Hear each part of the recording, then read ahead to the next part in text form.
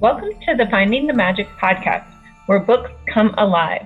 I'm Tricia Copeland, a fiction author and host of this show.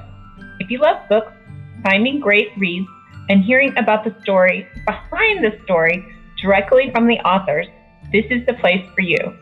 Whether you like fantasy, science fiction, dystopian, or romance titles, I think you'll find something to love in my playlist. Listen in to discover something magical about a book or two today.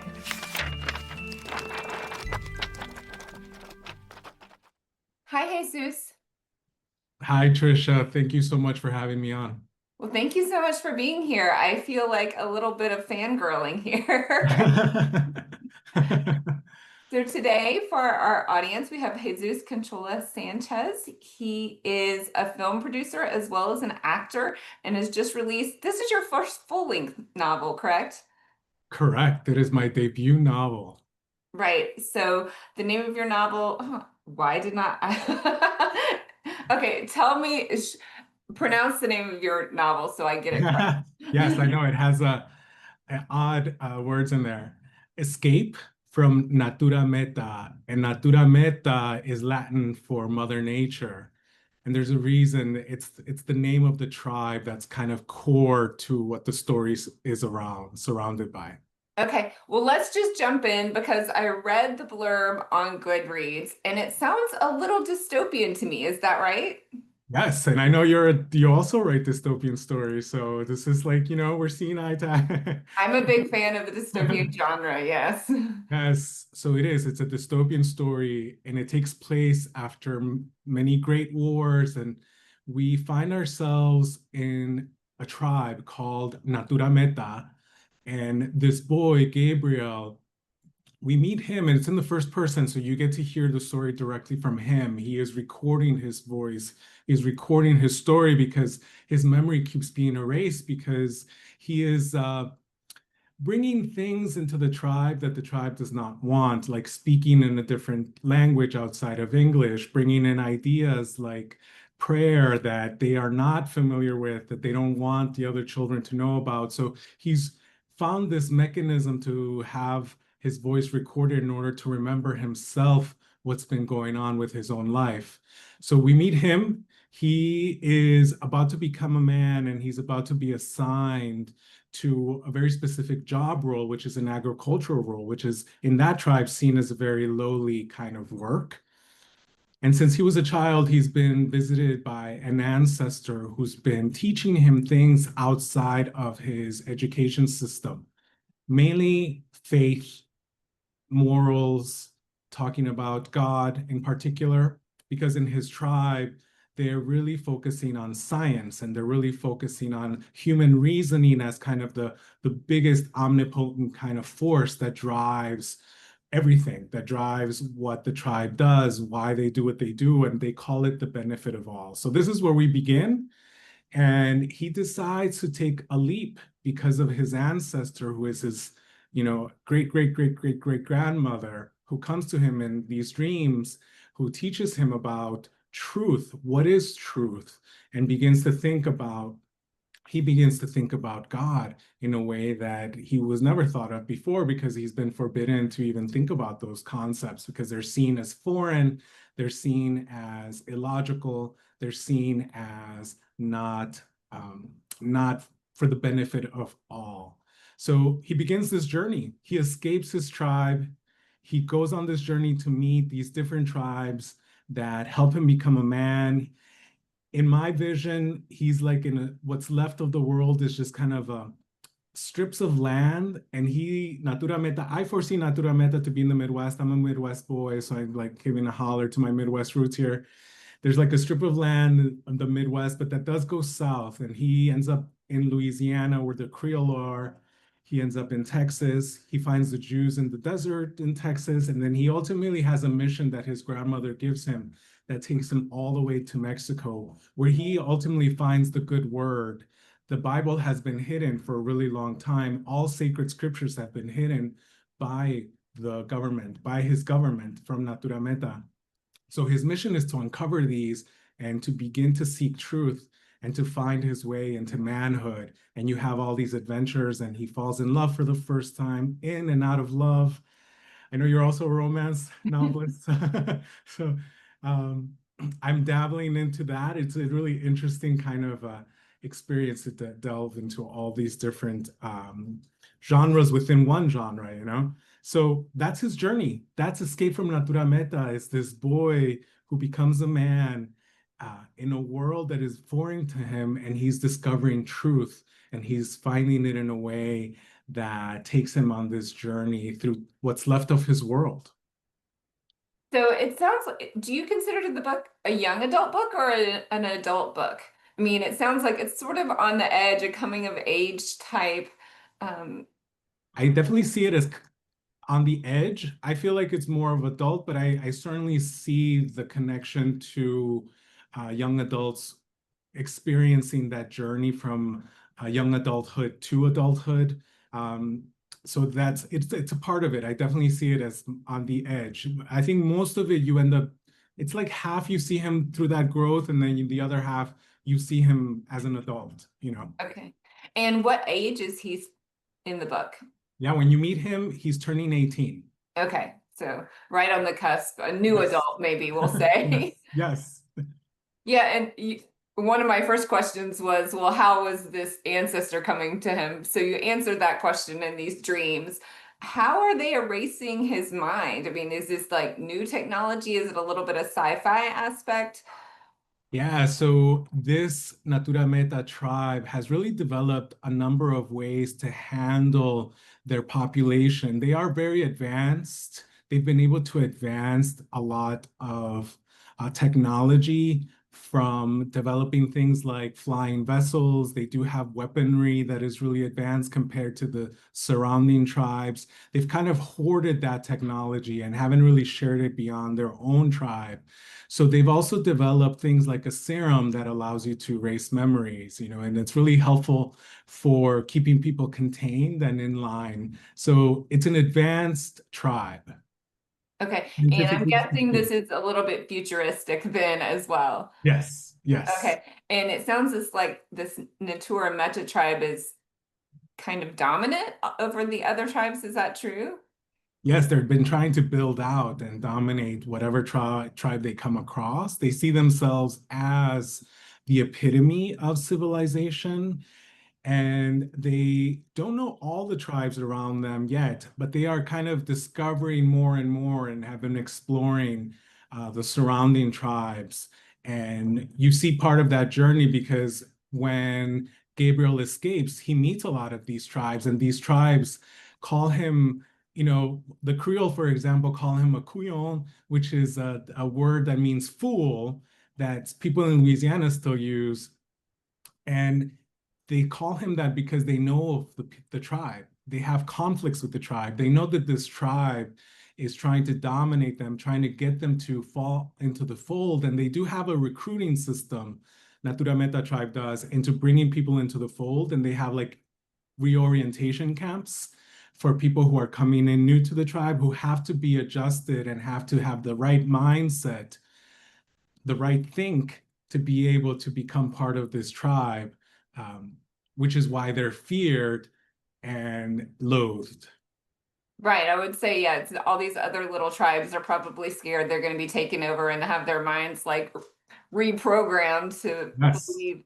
So does Gabriel kind of take his life into his own? I mean, is he scared for his life? Is this Natura Meta hunting him? Eventually he understands that he is a wanted man. He is a wanted man.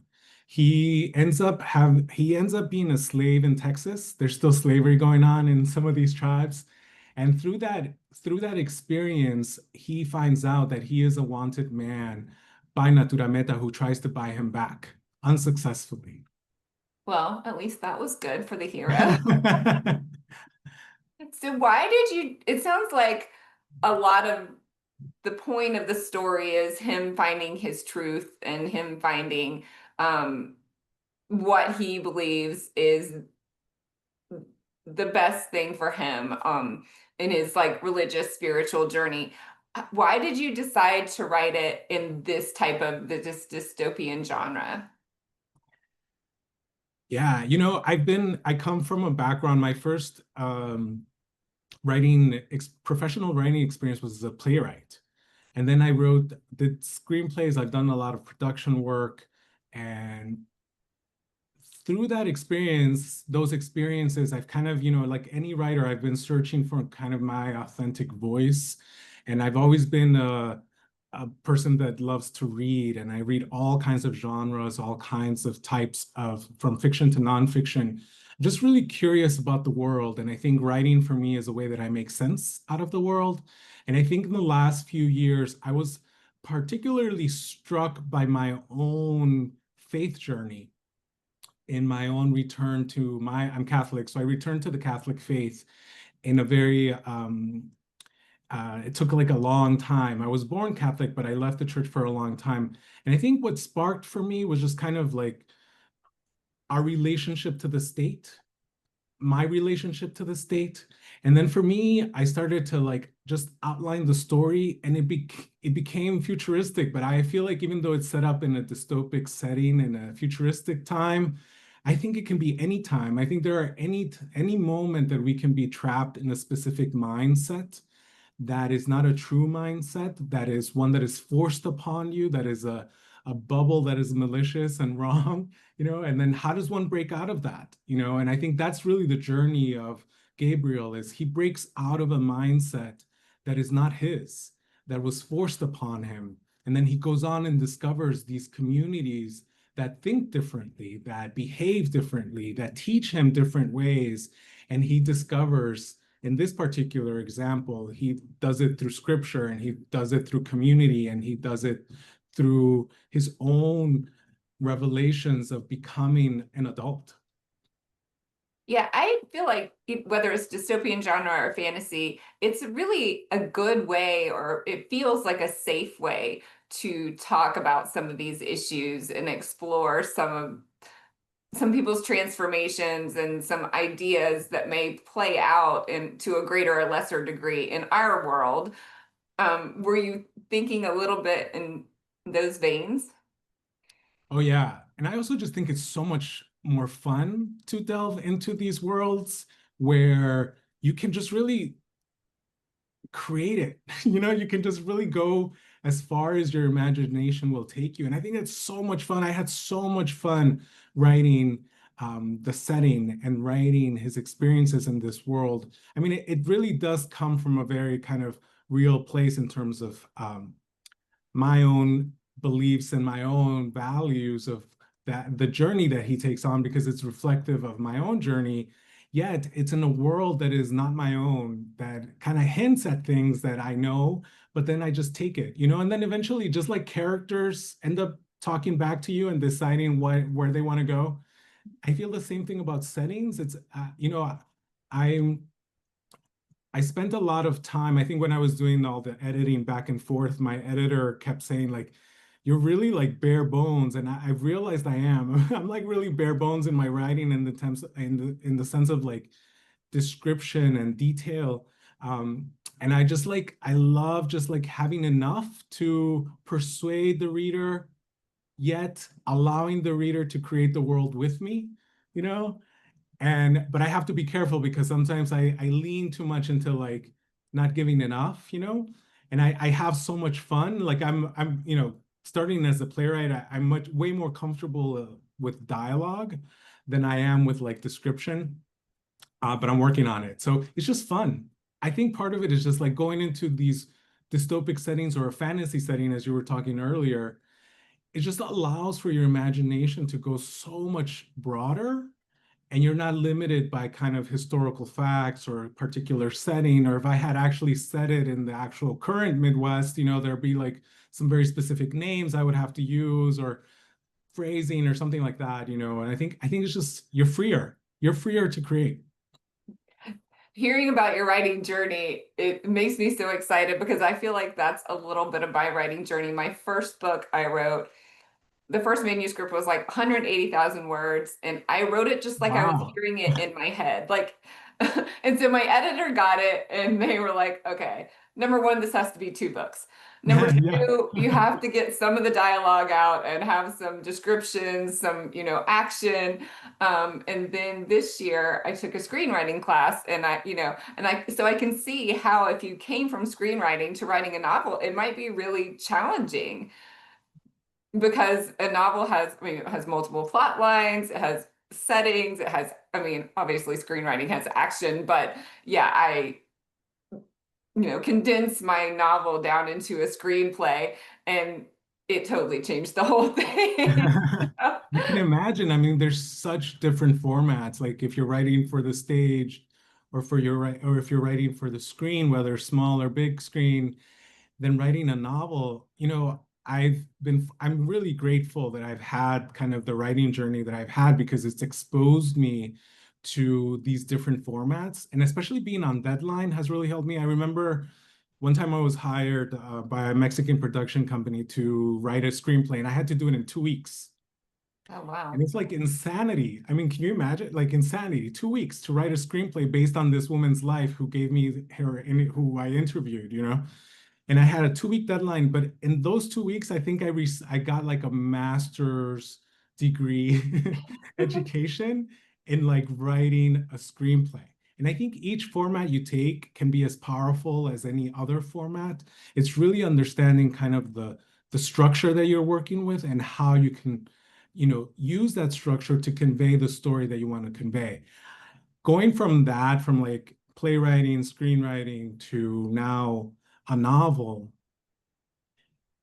it was one of the like most challenging undertakings as a writer that I have taken on because I think it is such a different approach to writing than playwriting or screenwriting. And it might be that I'm just less familiar with it, and that's why it's been so challenging because I haven't done it as much.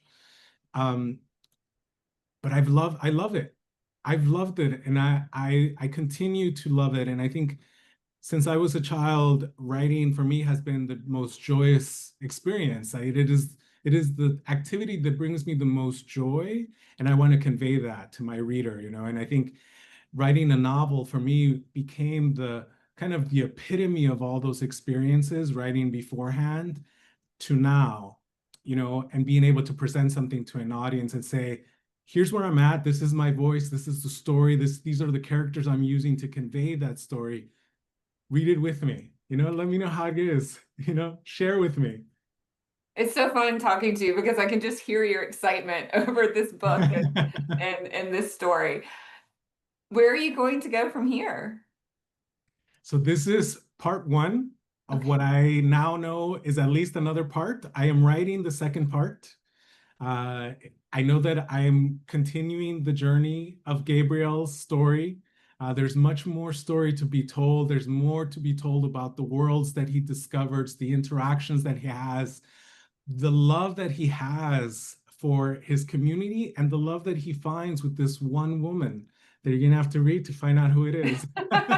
And what happens with that love, And I think I just started writing. I'm still on the first chapter for part 2, which I believe I'm currently still, and it's not in stone, but I want to call it Escape from False Prophets. And it's continuing on this line of finding truth, finding truth, like it's continuing his journey. So working on that. And I am also working on translating Escape from Natura Meta into Spanish. So I hope to have it by next year, have it in Latin America as a Spanish language novel. That's great. That was going to be one of my questions. I kind of assumed it already was, but not yet. It's even though Spanish is my first language, I was not educated in Spanish. Like I spoke, and I still speak Spanish at home with my family, but it's a whole other, like now I've been able to kind of professionalize it much more, but translating is a whole other beast, Yeah, and I've I'm going to definitely have heard some that. help. I need some collaborators to be able to make sure that not only is it accurate from the grammatical perspective, but also accurate from my voice and how I want to tell it in Spanish. And I think there's some things that are going to have to kind of shift and change because any language, any different language that you write in, there are going to be some cultural kind of shifts and understandings based that are very appropriate for that particular language. So I wanted to take my time with it and not have like a simultaneous translation like in the moment, just because I feel it's going to take me some time to get where I want it to be. Yeah, I've talked to several people translating to different languages, and yeah, those same issues come up, that you really want it to be authentic to that language as well as being correct to what you wanted to convey, and the grammar too. So very challenging. I'm super excited you were here today. Tell everyone where we can find you and your book. So you are welcome to find my book at any place where books are sold, Barnes & Noble, Amazon, Walmart, etc. Everything, it's available in any place, any bookseller. I am online. You can find me on my site, Jesús Canchola Sánchez, my full name.com. And also on social media. I only have one account. I'm like experimenting, Trisha, whether I was away from social media for a really long time. I think 7, 8 years, I did no social media whatsoever. And then the last year, I started to dabble into maybe going back with X. We'll see. We'll see. We'll see. I found it like it was so good for my mental health not doing social media, but I know it's relevant and it's part of it, and I'm figuring it out. So my website on X, feel free to check me out. Well, thank you so much for being here, and I hope you will come back next time you publish the second part of Gabriel's story. Absolutely. Thank you so much, Trisha. Yes, and we'll have all the links in the comments or in description for the podcast so people can find them there too. Appreciate it. Bye. Thanks again. Bye.